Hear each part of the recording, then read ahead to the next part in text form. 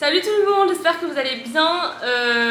Vidéo cette semaine qui a été retardée parce que sincèrement j'ai filmé une vidéo la semaine dernière entière qui ne m'a pas plu, que je me sentais pas inspirée, j'avais pas envie de la poster et franchement j'aime pas poster des vidéos que je trouve moyennes ou que j'aime pas trop, enfin genre je sais pas, si je le sens pas je la poste pas. Bref, du coup je me suis dit je préfère sauter une semaine et attendre que l'inspiration me vienne, et l'inspiration m'est venue telle la lumière. Du coup je vais faire un énorme virage sur un sujet dont je parle très peu parce que j'ai fait qu'une seule vidéo sur les relations précédemment. Et dans cette vidéo, je vais m'adresser à toutes les personnes qui sont soit en train de vivre une rupture, soit qui ont peur de quitter quelqu'un ou de mettre fin à une relation, soit qui sont célibataires et qui ne supportent pas le célibat de manière générale. Parce que je pense qu'il y a beaucoup de choses que je peux vous transmettre, que j'ai apprises, ou du moins peut-être une façon de voir les choses qui peut-être va vous aider, j'espère en tout cas. Parce que j'en ai encore une fois parlé sous le ton, on va dire, plutôt théorique, et là je vous parle plus de mon expérience personnelle sur le sujet, parce que en fait quand j'ai commencé ma chaîne YouTube du coup il y a 1 an et demi à peu près, je sortais à peine de ma première rupture qui a été très compliquée, enfin pour moi à vivre et très douloureuse. Et c'est pour ça que je n'en ai jamais parlé sur ma chaîne, parce que j'estimais que j'avais pas encore assez de recul, puis c'était encore trop frais à ce moment-là pour en parler. Mais maintenant, ça fait 1 an et demi, presque 2 ans, et je me sens d'en parler. Et surtout de parler des choses positives qui en ressortent surtout, et de ce que j'ai appris, parce que ça m'a fait grandir mais comme jamais. Et en fait, je suis extrêmement reconnaissante d'avoir vécu ça maintenant, alors même que ça a été un des points les plus bas de mon existence à cette période-là. Mais voilà, bref, ne rentrons pas dans les côtés sombres, plutôt les côtés positifs. Donc j'espère que je vais pouvoir vous transmettre un petit peu de tout ce que j'ai su intégrer à ma vie aujourd'hui et tout ça. Donc voilà, la vidéo est sous forme de discussion, j'ai pas préparé de points, je vais vraiment vous parler de tout ce dont j'ai envie de vous parler. Et voilà, donc préparez votre petit thé, votre petit café, et voilà quoi, c'est parti en fait. Oui, alors c'est très bruyant aujourd'hui, je suis désolée parce que j'ai mon ventilateur qui est juste ici, mais sans mon ventilateur, je vais fondre devant l'écran littéralement parce que la chaleur est extrême, même en fin de journée. Donc je suis désolée, mais j'en ai besoin pour survivre. Voilà. Donc, par où commencer ? Donc, sans rentrer dans les détails trop de ma relation, parce que je pense que c'est pas forcément nécessaire et que j'ai pas forcément envie d'étaler ma vie privée par rapport à ça, ni la sienne d'ailleurs. Juste pour que vous ayez un contexte, j'ai été donc en couple pendant 4 ans et demi, presque 5 ans, avec mon premier amour de lycée, entre guillemets. On s'est mis ensemble, on était en première, et du coup on s'est séparés en 2020, du coup on avait 20 ans. Enfin j'avais 20 ans, presque 21 ans. Voilà. Donc juste pour que vous ayez le contexte, du coup j'ai grandi vraiment avec cette personne. Donc j'avais 15 ans quand on s'est mis ensemble, donc autant vous dire que c'est pas seulement une relation qui a été longue, c'est aussi, on s'est construit vraiment l'un avec l'autre. Ça a été très complexe aussi pour moi du coup de casser ce truc là, parce que c'est pas seulement une rupture, c'était vraiment ma vie qui basculait, toutes mes habitudes, tout mon quotidien, tous mes piliers de vie aussi, parce qu'on se reposait beaucoup l'un sur l'autre, ce qui est normal pour tous les couples je pense. Du coup, qu'est-ce que j'allais vous dire par rapport à ça en fait ? Oui, et donc si vous ne me connaissez pas, que vous n'avez pas suivi ma chaîne et que vous arrivez sur cette chaîne aujourd'hui, cette période-là a été aussi la période où j'étais aussi pas mal, enfin 2020 a été ma période pic de dépression, on va dire. Ça a évidemment joué, enfin en fait, à chaque fois que vous voyez une vidéo que je vous parle un peu plus de chacune expérience, je pense que vous avez peut-être les pièces du puzzle qui s'assemblent pour comprendre pourquoi j'étais mal en fait cette période, parce que j'ai enchaîné les galères les unes après les autres, mais bref. Mais du coup voilà, donc j'avais mal à cette période, la rupture a donc déclenché encore plus de mal-être.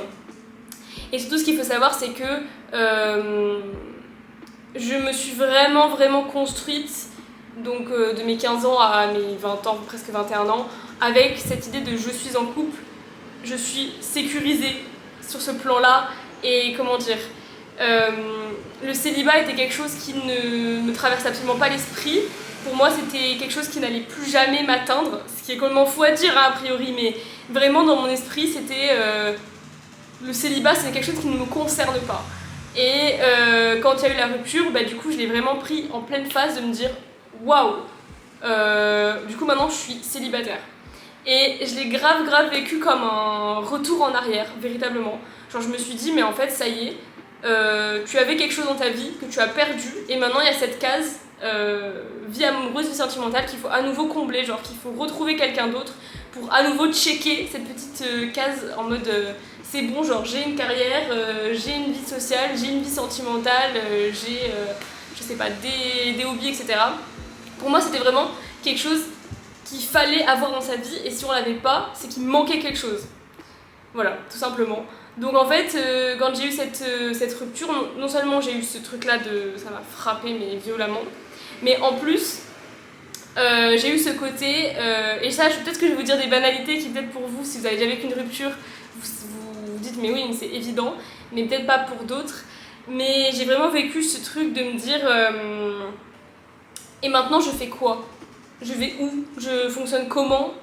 Dans quelle direction je vais ? En fait, j'étais vraiment totalement perdue parce que mon point de repère, qui était du coup mon ex, avait disparu et que moi, dans mon esprit, tout se construisait à deux parce que, remember, ceux qui ont vu mes autres vidéos, je suis dépendante affective, etc., attachement anxieux, et à ce moment-là, j'avais pas du tout encore conscience de tout ça, donc maintenant je suis une femme nouvelle, mais à l'époque, je n'étais pas encore vraiment consciente de tout ça.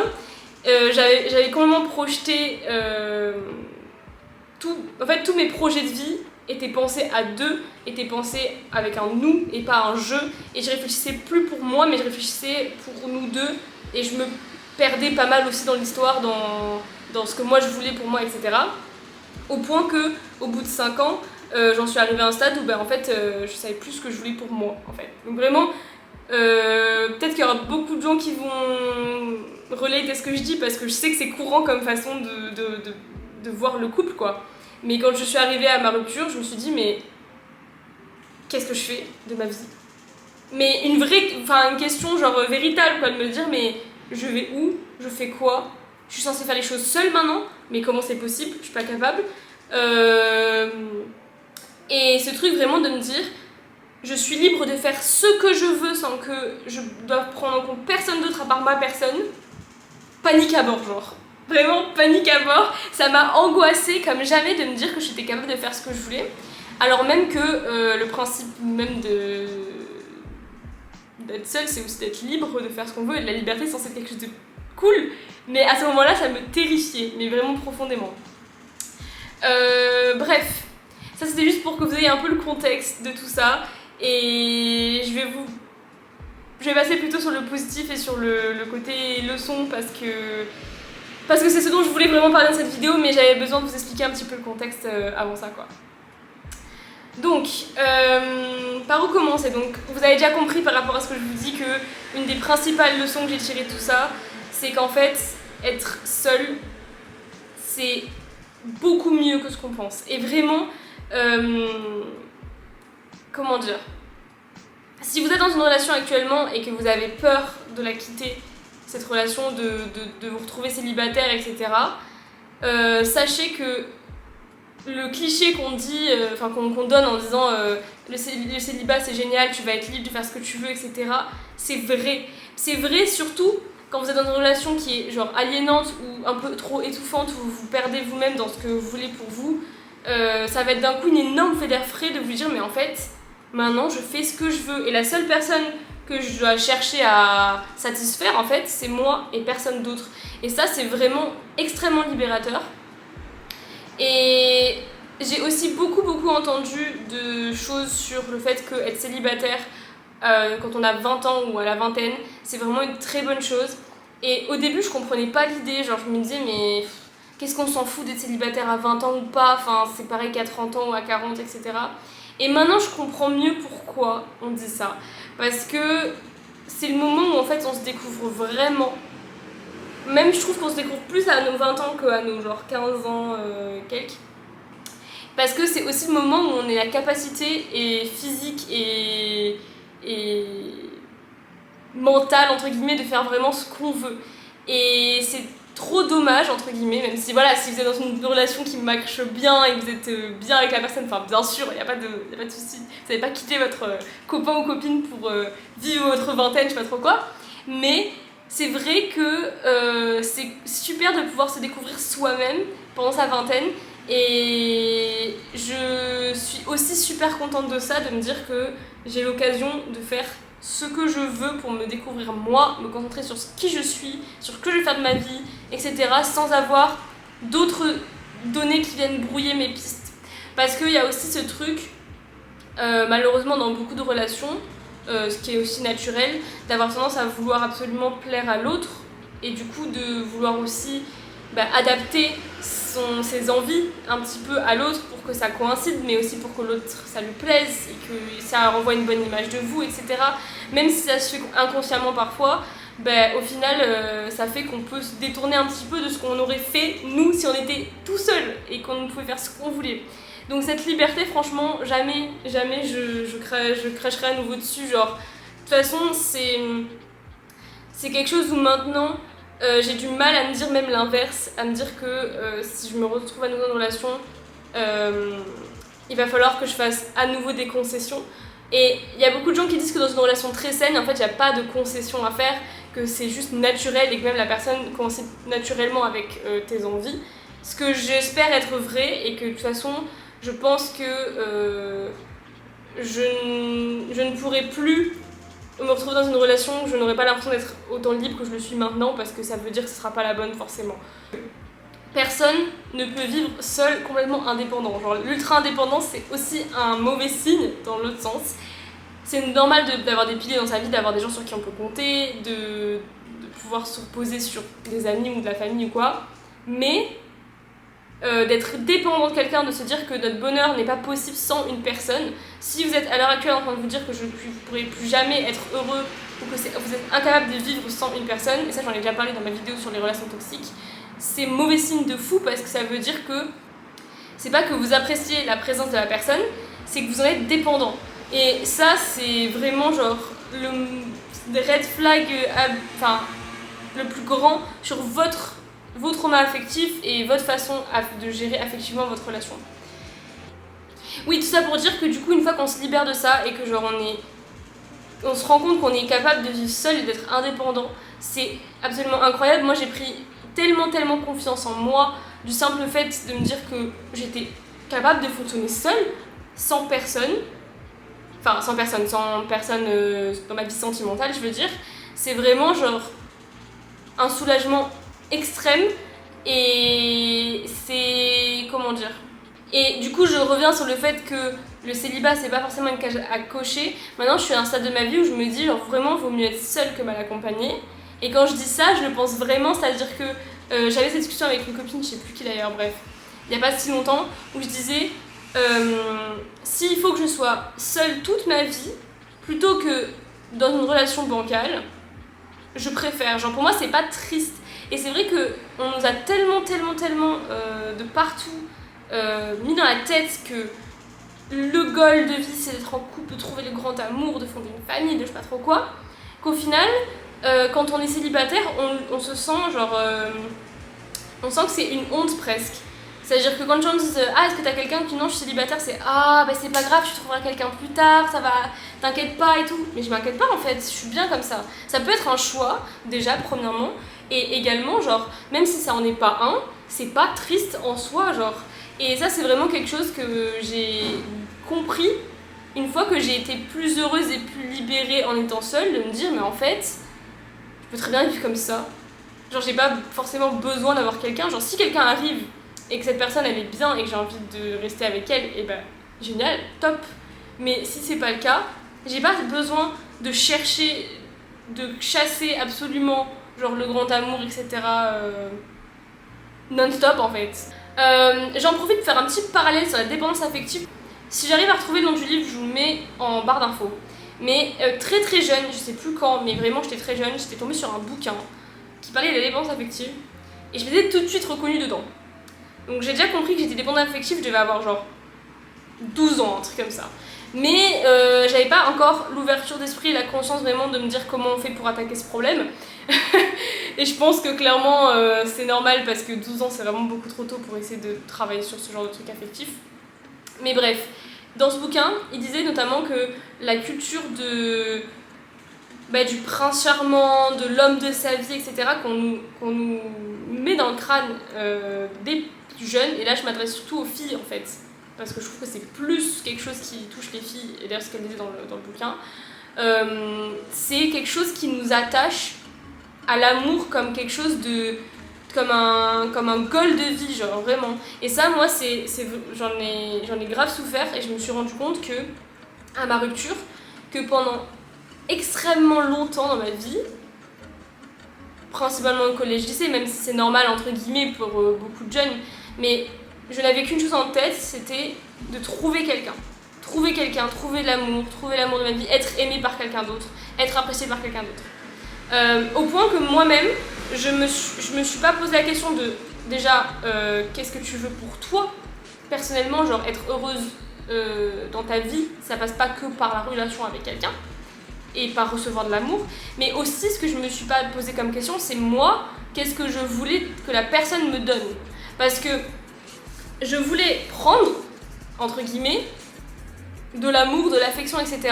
Mais je me suis pas demandé qu'est-ce que je voulais au-delà de seulement l'affection que la personne me donnait, genre en mode les valeurs que la personne devait avoir, je sais pas, le type de relation, la façon de communiquer, enfin plein de choses comme ça où je me suis...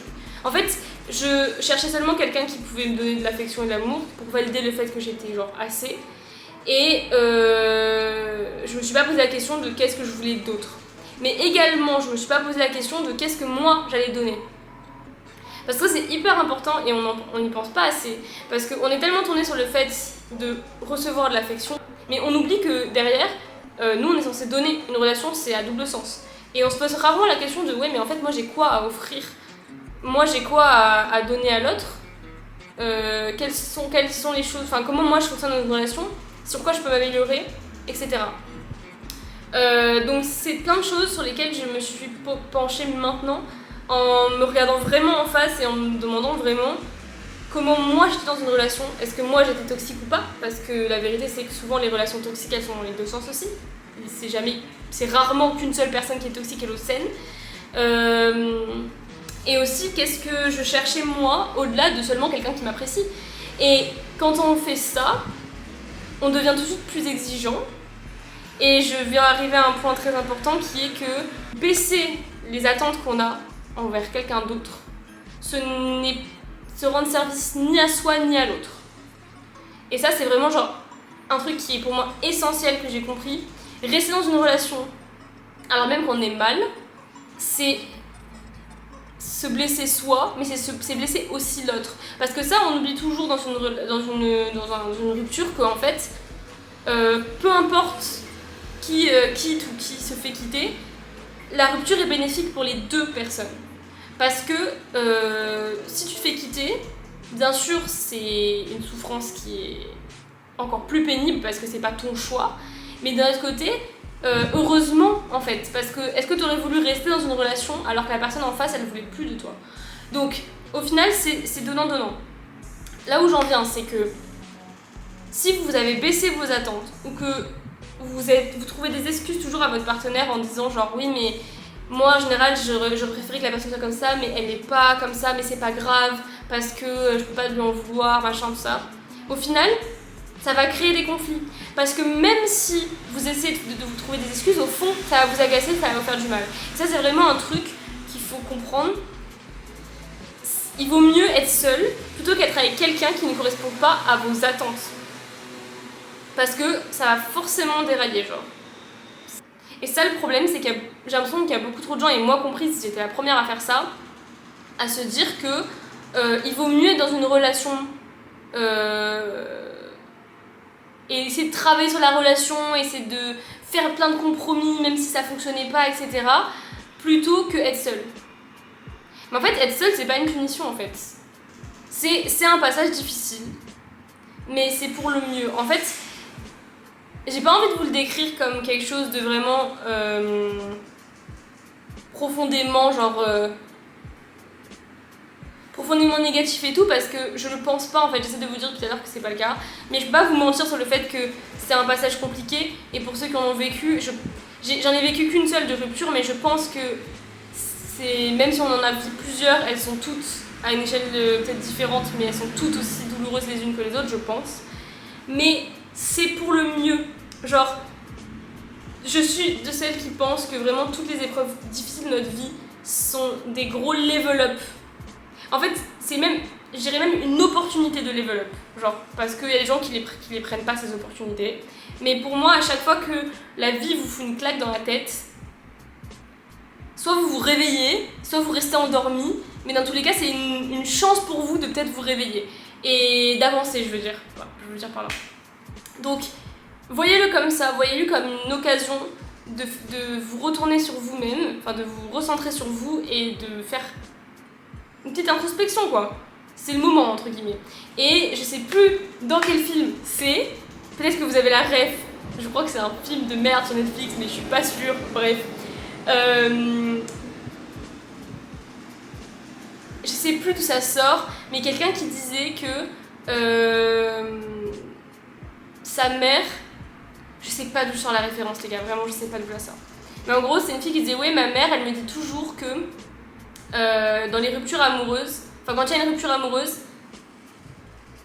c'est une bonne chose au point que quand elle rencontre quelqu'un qui vit une rupture amoureuse, elle dit félicitations, genre bravo, genre trop bien. Et que les gens sont toujours super étonnés en mode pourquoi tu me félicites, pourquoi tu me dis bravo en mode génial que je viens de mettre fin à ma relation amoureuse. Et à chaque fois la mère elle répond parce que tu vas enfin pouvoir passer du temps, enfin pouvoir te concentrer sur toi et tu vas te découvrir à nouveau genre. Et on peut que célébrer le fait de se donner de l'amour propre et de se redécouvrir. Et j'ai trouvé ça trop beau, genre je trouvais ça génial de se dire j'aimerais bien, je sais pas si j'oserais parce qu'en général les gens ne prennent pas comme ça, mais j'aimerais bien pouvoir dire aux gens qui vivent une rupture, leur dire let's go, genre félicitations, genre maintenant tu vas pouvoir te concentrer sur toi, tu arrives à une nouvelle étape de vie, genre c'est vraiment tu tournes la page et t'as un nouveau livre tout blanc, genre tu peux faire ce que tu veux dedans et c'est vraiment génial, genre même si il faut passer par cette phase comme je vous dis de deuil où il faut processer le truc, derrière il y a vraiment ce côté genre liberté de faire ce qu'on veut pour soi, etc., de remettre les choses à zéro entre guillemets sur sa vie sentimentale, mais aussi de prendre toute l'énergie et tout le temps qu'on a accordé à deux personnes, enfin au couple, à se l'accorder à soi, et c'est fou. Surtout si vous étiez dans une relation où vous donniez beaucoup plus à l'autre que ce que l'autre vous donnait, enfin vous donniez plus vous que l'autre, ce qui était beaucoup mon cas par exemple, ou du moins mon impression. D'un coup on a toute cette énergie et son temps pour soi, et on se dit mais waouh, incroyable, mais qu'est-ce que je vais faire de tout ce temps? Moi j'ai vraiment eu ce truc de me dire mais... Notamment les week-ends, ça c'est vraiment mon anecdote personnelle, mais je passe tous les week-ends avec mon ex, et depuis 5 ans en fait, tous les week-ends, presque, même plus que les week-ends en semaine et tout, bon bref, peu importe. Et d'un coup je me suis retrouvée à avoir mes week-ends de libre, et je me suis vraiment dit, genre les premiers temps, je suis en mode mais je vais faire quoi de mes week-ends? Genre j'étais là, et d'ailleurs la première année ça a été compliqué pour moi même de sortir et tout, parce que je savais pas quoi faire en fait. Et puis après, au fur et à mesure, là maintenant que je suis seule, je me suis dit mais bah, tu vas aller au parc, tu vas lire un livre genre, et tu vas aller au resto seule, ou tu vas te faire un truc seule. Et c'est pas triste, c'est trop bien genre, c'est vraiment juste trop bien. Et parce qu'il y a rien à demander à personne, genre il y a pas la personne en face qui va te dire genre je veux ou je veux pas, ou devoir s'adapter à ses plans, ou j'en sais rien. Tu fais ce que tu veux toi, et si tu veux rien faire de la journée, tu fais rien, il y aura personne pour te dire quoi que ce soit. Voilà, je sais pas, c'est vraiment... peut-être que si vous avez été dans une relation, vous voyez ce que je veux dire. N'hésitez pas d'ailleurs à partager en commentaire une petite expérience peut-être que vous avez vécu des deuils amoureux, je ne sais quoi. Mais bref, je sais pas où je vais avec cette vidéo, sincèrement. Je pense que je vais m'arrêter là parce que j'ai déjà beaucoup parlé et que je vois pas trop qu'est-ce que je pourrais vous dire d'autre sur le moment là tout de suite. Mais bref, j'ai été inspirée parce que je pense sincèrement que mon deuil sentimental de ma vie, enfin mon introspection sur ma vie sentimentale et tout mon deuil amoureux s'est terminé il y a pas si longtemps que ça finalement. Et les gens peuvent se dire quoi, mais c'est énorme et tout, ça fait 1 an et demi, je sais pas trop quoi. Mais en fait, on s'en fout de la timeline. D'ailleurs, ça c'est très important que je vous le dise aussi. Si votre deuil amoureux il dure 6 mois ou s'il dure genre 2 ans, on s'en fout. En fait, c'est votre vie sentimentale, vous vivez les choses comme vous voulez, à votre rythme. Il n'y a pas de course. Ça c'est vrai pour tout dans la vie d'ailleurs. Il n'y a pas de course avec les autres sur qui c'est qui fait les choses en premier ou je ne sais quoi. Bref, j'ai mis beaucoup de temps à arriver à être à nouveau sereine avec l'idée de l'amour du couple, je ne sais quoi. Et ça fait du bien, et c'est pour ça que je voulais vous partager tout ça. J'espère que ça pourra en aider certains d'entre vous. Et il faut oser passer le pas. Si vous êtes dans une relation instable, ou que vous doutez de vous, de l'avenir de la relation, que vous vous sentez mal, que vous n'arrivez pas à faire le premier pas pour peut-être mettre le point final, il faut prendre son courage à deux mains et le faire, parce que il faut arracher le pansement en fait. C'est tout simplement ça. À un moment donné, vous allez soit en souffrir pendant des mois et des mois parce que vous allez arracher tout doucement le truc, soit vous arrachez d'un coup, ça va faire mal sur le moment, mais après vous allez vous sentir tellement mieux. Et de toute façon, je le redis encore et toujours, il faut suivre son intuition. Si vous sentez au fond de vous que ça tiendra pas, que ça marchera pas, que c'est pas la bonne personne pour vous, écoutez cette intuition, écoutez-la. Voilà. Parce que votre intuition vous mène vers plus d'épanouissement, forcément. Voilà, donc je vous remercie d'avoir regardé cette vidéo. Et comme d'habitude, n'hésitez pas à liker, partager, vous abonner, commenter si vous avez des commentaires à faire. N'hésitez pas à me mettre aussi en commentaire si vous avez des suggestions de vidéos pour les prochaines fois. Encore une fois, j'en ai en stock, mais je prends toujours vos suggestions. Si vous avez des questions, je me demande si je vais pas faire aussi des vidéos où je réponds à des questions. Genre, si vous avez une question particulière en commentaire, je fais une réponse à partir de votre question. Bref, voilà, je suis open, j'ai envie d'être créative en ce moment, je fais vraiment les vidéos au feeling. Donc voilà, on se revoit la semaine prochaine pour une autre vidéo. Merci encore d'avoir regardé.